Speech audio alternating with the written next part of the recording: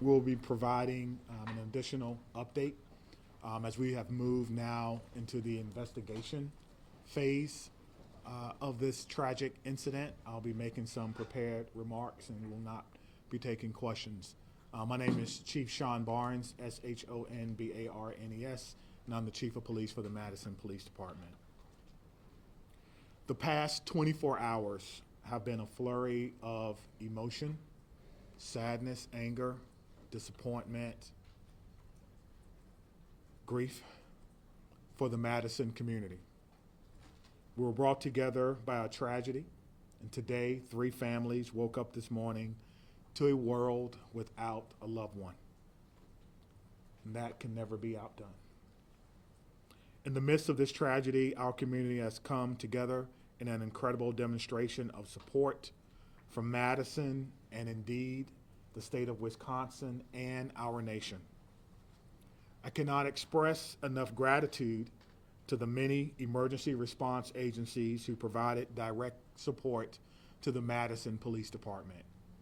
We could not be standing here today without the men and women of law enforcement, specifically the Madison Fire Department, surrounding EMS agencies, Dane County Sheriff's Office, Monona PD, Oregon PD, the University of Wisconsin Police Department, the ATF, the FBI, Fitchburg Police Department, and Cottage Grove. A special thank you from me to all of these agencies. Thank you so much. These agencies and many others responded to the scene and or took calls for service within the city of Madison to allow us to focus on this tragic incident. Student reunification with their loved ones could not have happened as swiftly as it did without the assistance of SSM Health Dean Medical Clinic as well as the Quick Trip. Additionally, many people worked well into the night and supported local restaurants and community who came together and provided food and other logistical support for our team. Yesterday, we came together as one team, as one Madison, as one country, and we should feel incredibly proud about our response. I'll be providing some updates at this time, but before I do that, I'd like to provide an important clarification. Yesterday, after looking at the computer-aided dispatch system, it seems as if a call came from a second grader. It actually read, the call came from a second grade teacher. That was a mistake. That's my responsibility, and I apologize, and I clarify that today. It did not come from a second grader. It read second grade teacher. I will also be providing several investigative updates from the 8 p.m. briefing from last night. The Madison Police Department is committed to transparency and will continue to release information that can be used to improve public safety. This must be balanced against our commitment to the victims of this horrific crime and the need to do a thorough and complete investigation. As a result, I recognize many of you may have questions that I cannot answer at this time. I ask for you to keep the victims in your mind and respect their right to a thorough investigation. I also will not be taking questions at the conclusion of this press conference, but your pre-submitted questions serve as the basis for updates that we're providing for you this afternoon. If your question is not answered, it is due to an ongoing investigation. Okay. We know a document has been widely shared on social media. At this time, we cannot verify its authenticity. We have detectives working today to determine where this document originated and who actually shared it online. At this time, we cannot verify the document. We ask that you not share the document or spread any information that may be false. Our department will provide an update on this document when we can. There are always signs of a school shooting before it occurred. Some of you have reached out about Rupnow's social media activity prior to yesterday's shooting. We're looking into her online activity. We're asking anyone who knew her or who may have insights into her feelings leading up to yesterday to please contact the Madison Area Crime Stoppers. Again, anyone who may have known her or knew what she was feeling or going through at that time, please direct those inquiries to Madison Area Crime Stoppers. That number is 608-266-6014 or at P3 Tips. P3 Tips. We will not be releasing specifics about these social media accounts at this time. Identifying a motive is our top priority, but at this time, it appears that the motive was a combination of factors.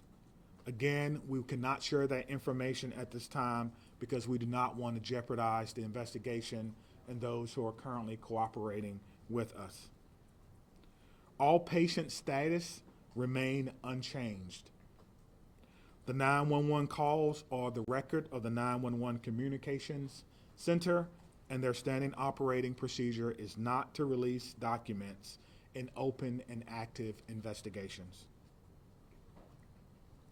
Again, we are working to authenticate the documents that you see online that some are referring to as a manifesto. And as soon as we do that, we will let you know. Now, the process for doing that is looking at original documents that may have been taken from the suspect's home, looking at information that may be on laptops or on computer to determine if this document originated from our suspect. Any disciplinary records would be under the purview of the school. Some of you have asked whether or not she was troubled or whether or not she was troubled at school. We do not have those records. We're not the proprietor of those. On the question of bullying, we're talking to students to understand whether bullying was one of those multiple factors that I mentioned earlier. Some have asked if people were specifically targeted. Everyone was targeted in this incident, and everyone was put in equal danger. Today, numerous MMSD schools were targeted by false threats, often known as swatting. We're working closely with the Madison Metropolitan School District to determine where these originated and to investigate this call. We do not believe that there are any current threats to any Madison area schools, and will continue to investigate these calls and any threats of violence as they come in. Let me be clear on this point. Making false threats is a crime, and we are working with the district attorneys to prosecute these crimes as information is gathered. And if we have to do that, we certainly will. I encourage all parents, all family members to talk to your loved ones about this. We will determine where they originated. We'll use federal partners if we have to and levy those charges as well. As we continue to investigate what happened yesterday, we're keeping the victims and their families in the front of our minds. We want to thank the countless people and organizations who've reached out to support them, as well as the Dane County Victim Witness Unit and the Dane County Emergency Management, who provided direct support to the families. To the Abundant Life Christian Academy, this is a hurting and haunting situation, and the many survivors will need our continued support, and we pledge to give them that in the days, months, and even years ahead. As a community, we must not allow violence or any act of violence to define us. We refuse to allow hate or destruction to win in this city, but rather we will honor our survivors, our victims through love, support, and the Madison way. Please continue to take care of yourself and take care of each other. At this time, we have several officers who who are working today who was working yesterday. They were given the opportunity to stay home on what we commonly refer to as an administrative day. They were offered peer support, emergency assistance program through our city. But those officers chose to come to work today and serve their community. So at the end of my remarks, I'm going to find each and every one of them and personally shake their hand and thank them on behalf of a grateful city, and a grateful administration, and a grateful department and profession for their act of selfless public service. Thank you, Mayor. Thank you, Chief.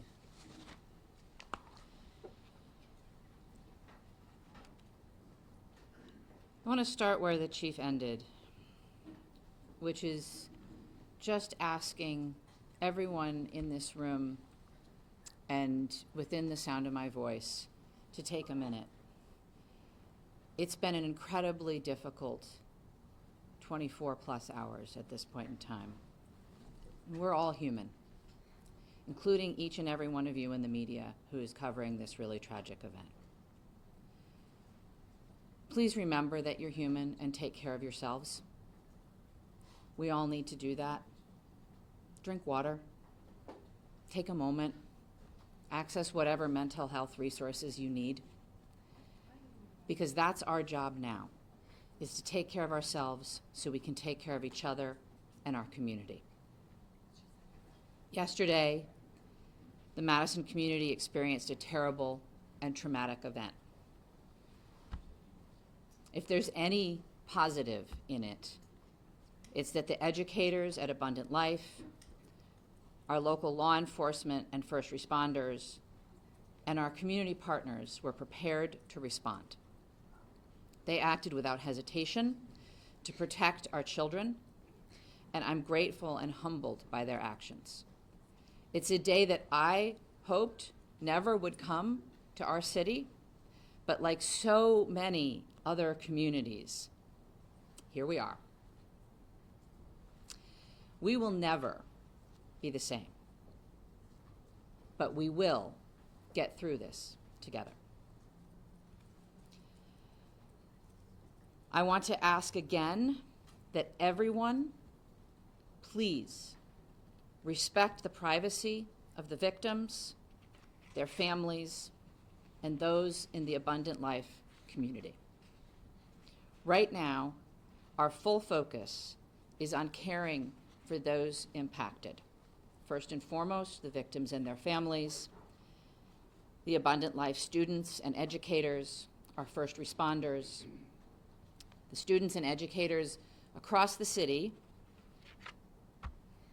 who woke up this morning and went into a school building not knowing if they would come home tonight. The incredible bravery of that act. I think all of our students and educators are feeling scared and vulnerable right now. We are also trying to care for our whole community, because I believe we are all fearful and grieving and impacted. The City of Madison is working closely with Dane County, with community partners, with state and federal government resources to provide support and counseling to all those affected. I want to direct folks to a new city resource website that's available at cityofmadison.com/resources, which includes trauma-informed community resources, updates, community mental health resources, and information about vigils, other public events, and where folks can donate to support the Abundant Life families in our community. I want to highlight two things that are also on that website, and once again, that website is cityofmadison.com/resources. If you wish to support the families, the request is that come in the form of financial support through a site set up by the United Way of Dane County. You can visit unitedwaydanecounty.org, or you can text HELP for ALCS to 40403. Again, that's help, numeral 4, ALCS, to 40403. The community is also invited to a vigil tonight by the Vel Phillips statue at the Capitol at 6 p.m. Again, that's at the Capitol building by the Vel Phillips statue at 6 p.m. I would ask that everyone, and particularly the folks in this room, please avoid spreading misinformation, particularly via social media. Please vet what you share, even if your wish to share is well-intentioned. There's so much that we do not know at this point, and we have to allow law enforcement the time and space for a careful and methodological investigation. Let them do their jobs.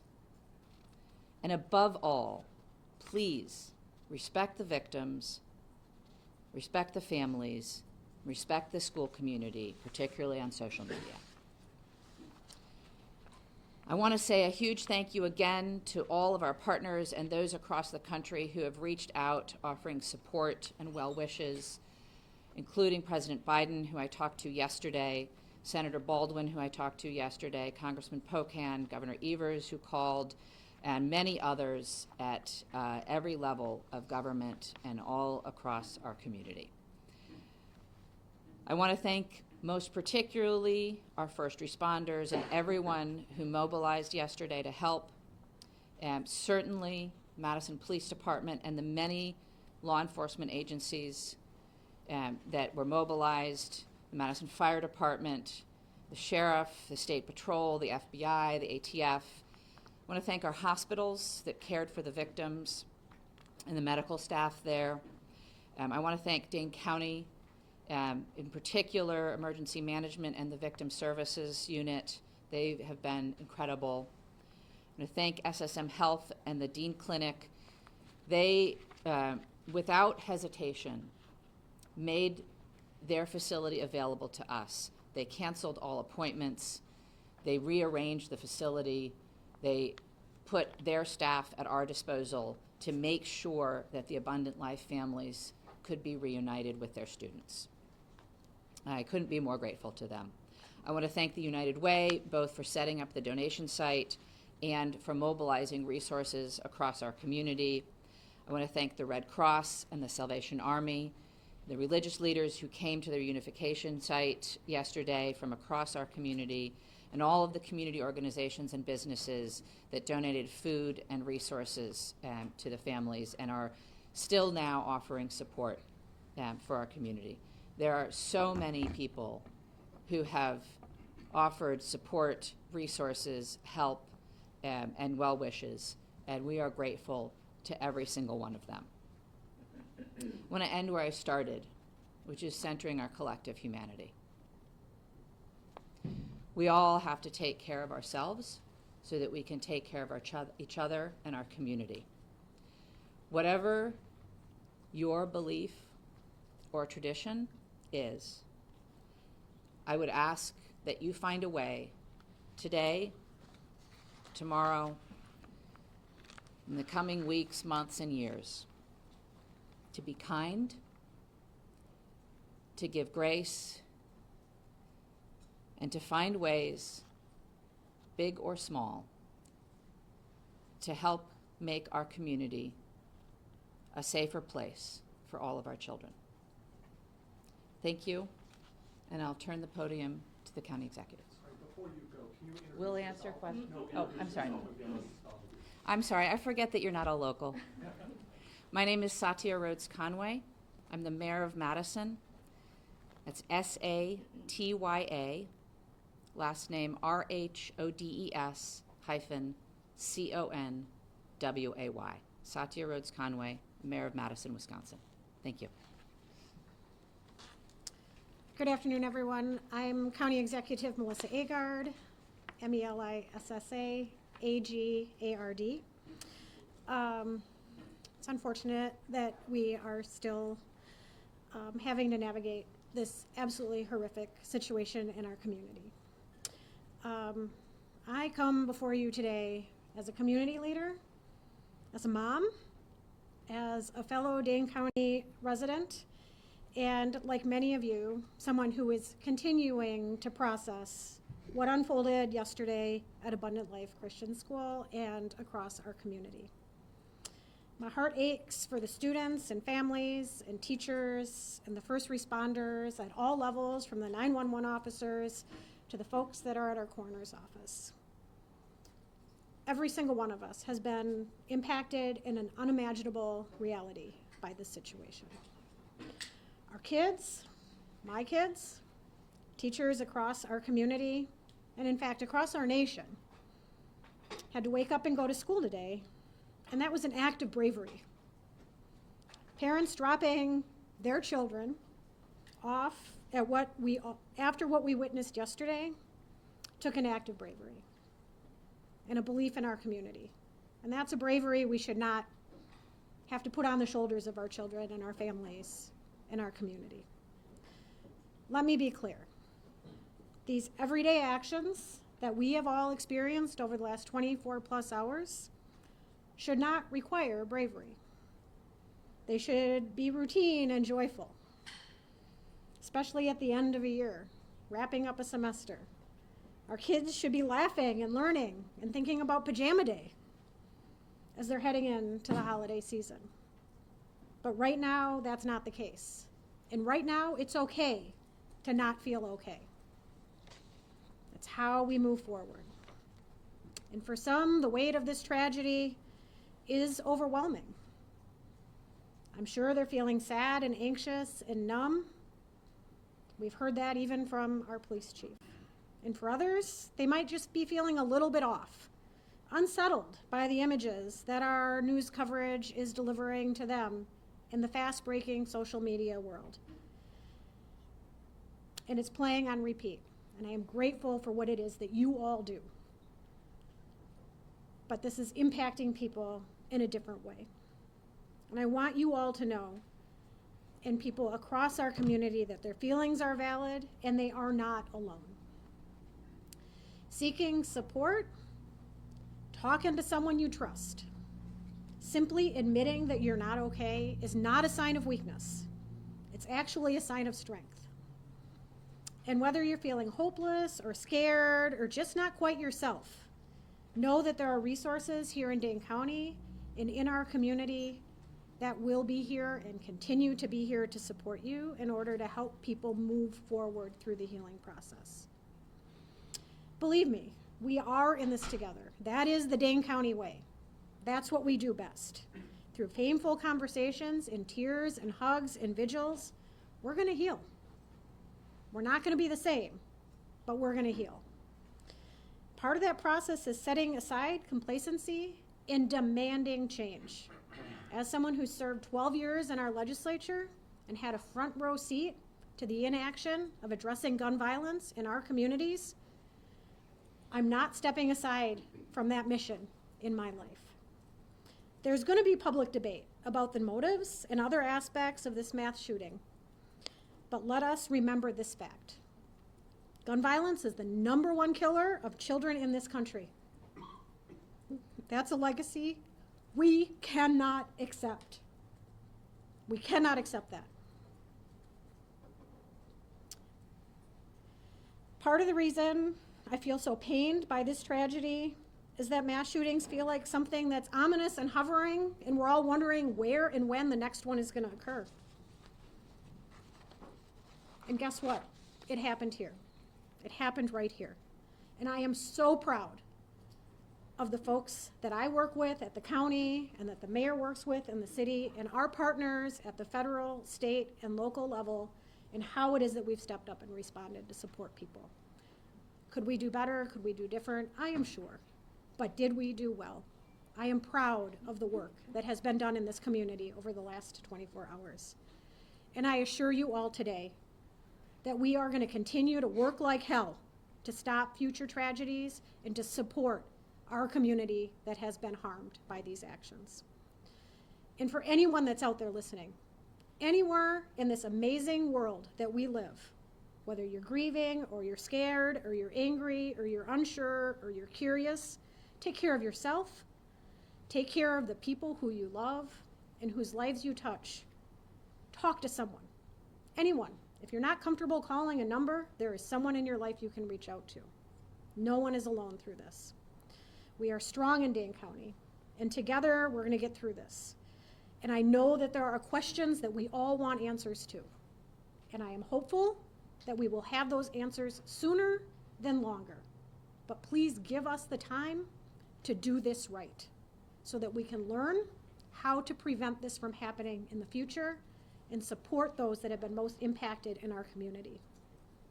We are doing everything in our power at all levels in a collaborative way to prevent this type of pain from ever happening again in our community. Can I assure that? No, but we are going to work as best as we can to that end. So thank you to each of you for carrying these stories, for taking care of yourselves, and for delivering these messages to the people in our community that just want one more piece of information. Thank you for being here. All right. The county executive and I will take some questions. We obviously cannot answer questions about the investigation, but happy to take others, and we'll turn to Dylan. Sure, Lucas from the State Journal. Just for the county executive, as a former lawmaker, can you just talk generally about what the laws are in Wisconsin in terms of children's access to guns? Our laws in Wisconsin are far too lax when it comes to access of guns by children. And I do believe that we should have safe storage laws. We should have background checks. We should have red flag bills. We should be providing adequate support for everyone in our community when it comes to behavioral health. People should not be waiting when they raise their hand and ask for help. And there should not be stigma surrounding people who are asking for that help. Our schools should be adequately funded. Our Department of Justice has an Office of School Safety. They don't have enough resources, and that is on the legislature. There is a lot of action that can be taken in the Wisconsin State Capitol, but this is a conversation that needs to happen from coast to coast. We need partners in our federal government to also address this because states have borders and people can cross them. Okay, Maddie from WISC. As public officials, can you speak to the process of vetting information before sharing it publicly, what that looks like behind the scenes? We can try. I think it depends, but we have a process within, obviously, both police and fire have public information officers who work with the principals to gather and vet information and share it out. Similarly, in my office, we have a communications manager who works with us. In terms of the investigation, I can't really speak to that process, but there is a process within law enforcement to decide what information can be shared that won't jeopardize the investigation, and then to do our best to verify information before we're sharing it publicly. Obviously, in an event like this, there is a lot of chaos, and it can be difficult to parse out where information is coming from and how accurate it is at any given time. And so in a developing scene, sometimes we will share information that's not 100% correct. But as you've seen already, the chief comes back and tries to give out the best information we can and correct any mistakes. Scott, do you have anything? Do either of you believe that there are any charges brought against the parents or anyone else involved in this incident? I think it's far too early to comment on that. As the investigation proceeds, I think law enforcement will take the steps necessary, but we don't know nearly enough yet. Cody, do you have a question? Okay, Madison? Seeing as Police Chief Sean Barnes is not here, maybe somebody else who is here with law enforcement can speak to this. He mentioned yesterday that the family or the father seems to be cooperating. If you drive past the house that they were searching, that doesn't look like the home of somebody who is cooperating. So maybe can you explain to an untrained eye the state and the condition of the home and the manner of which it is in at the moment? Is there anyone here that can speak to that? Sorry, we'll have to follow up on that for you. Chloe? Again, I'm not sure if anyone is able to speak to this, but I know Chief Barnes kind of briefly mentioned that students are talking about if the suspect is, talking or was bullied. Is there anyone that can, speak to that right now? If students are coming forward at this time and sharing what they saw and heard in school yesterday, or their relationship with the student. So I think broadly, at this point in time, it's a very active investigation. You heard the chief ask folks who want to share any information that they may have to share that via Crime Stoppers, and I would echo that if anybody has information that's relevant to the investigation, to please share it through Crime Stoppers.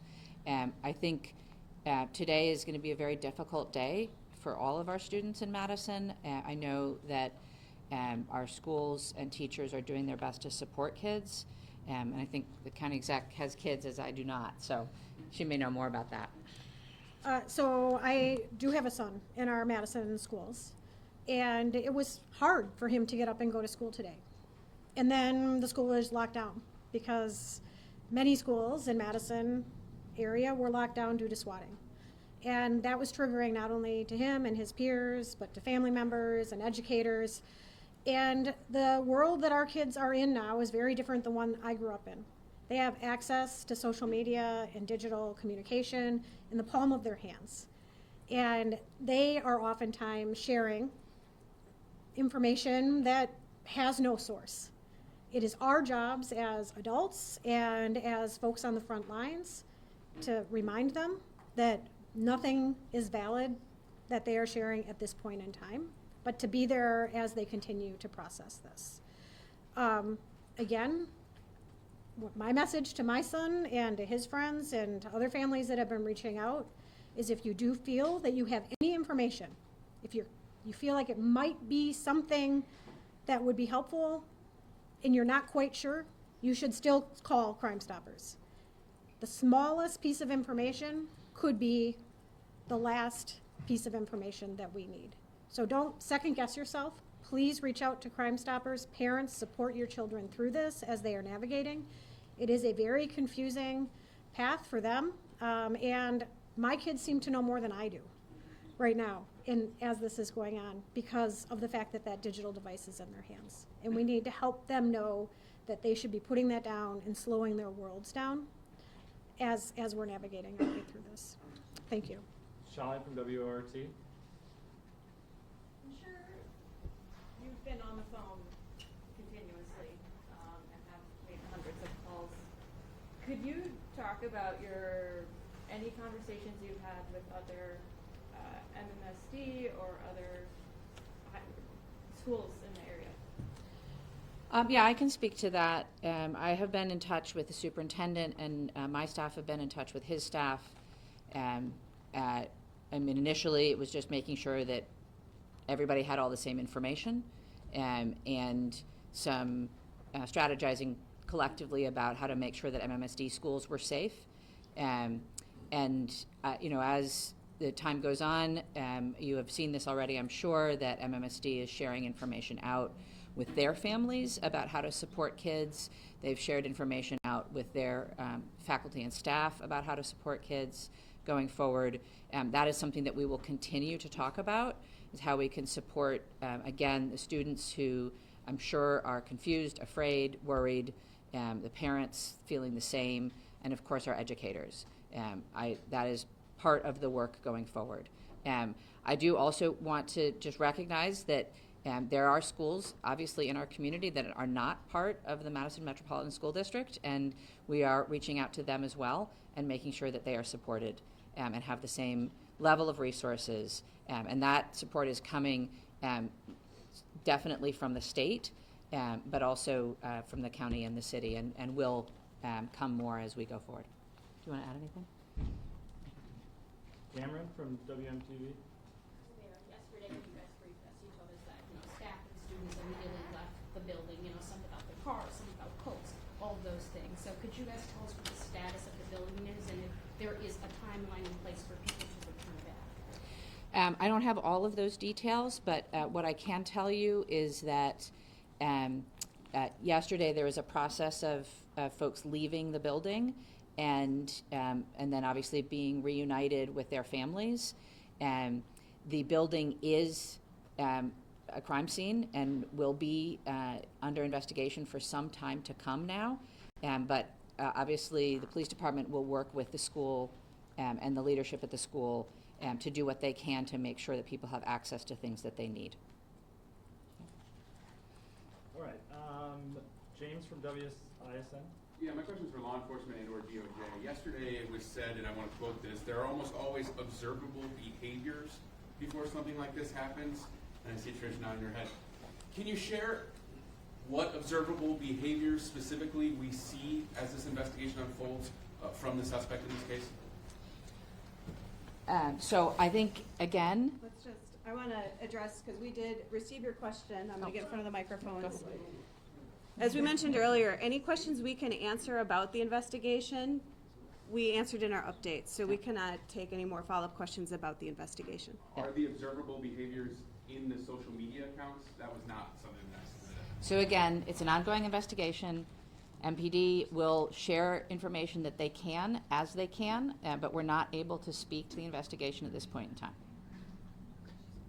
All right, Anna from WPR. Yeah, hi. Can you speak to the decision to keep Madison and other Dane County school districts open today, and whether that's going to change in light of the hoax calls and the swatting incidents? You know, we don't Yeah. have anyone from the school district here. Yeah. I'm sorry. Sorry, it's a question for the school district. I can tell you that there are many families that chose not to send their children to school today. It didn't feel like a day that they could go to school over.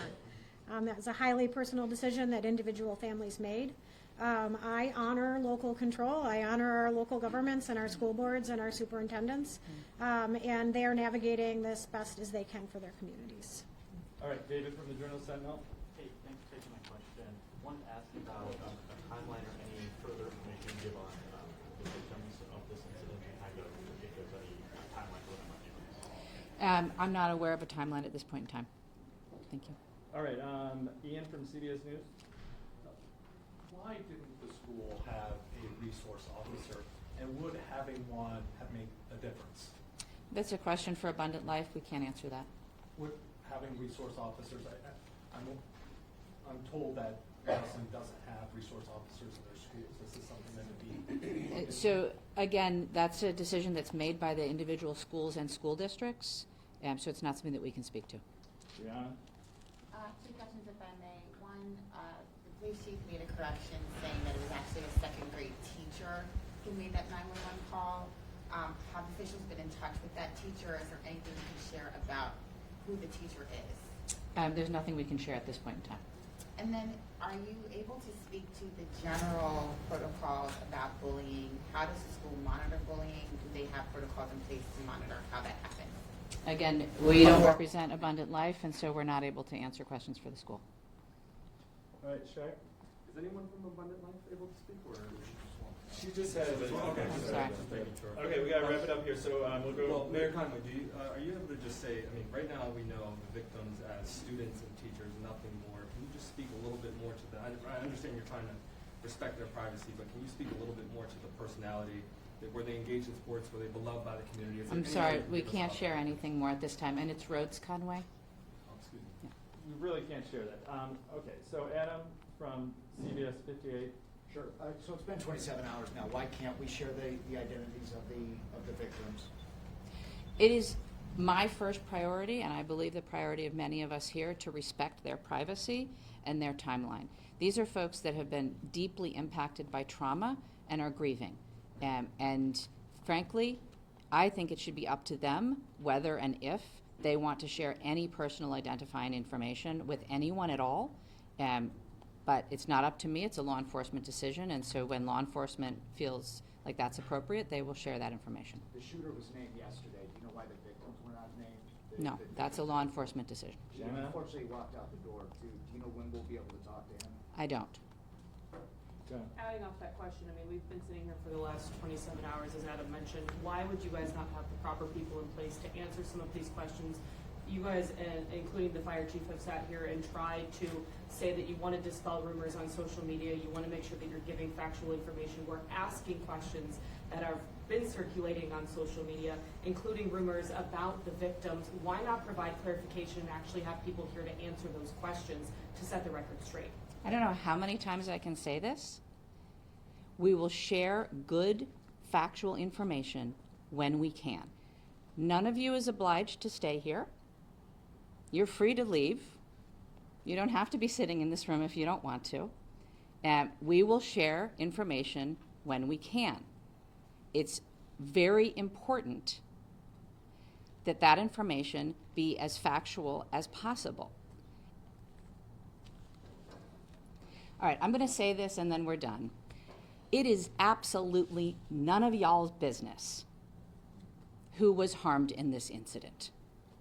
Please have some human decency and respect for the people who lost loved ones or were injured themselves or whose children were injured. Just have some human decency, folks. Leave them alone. Let them grieve. Let them recover. Let them heal. Don't feed off their pain. We'll share what we can when we can, and not before that. Thank you.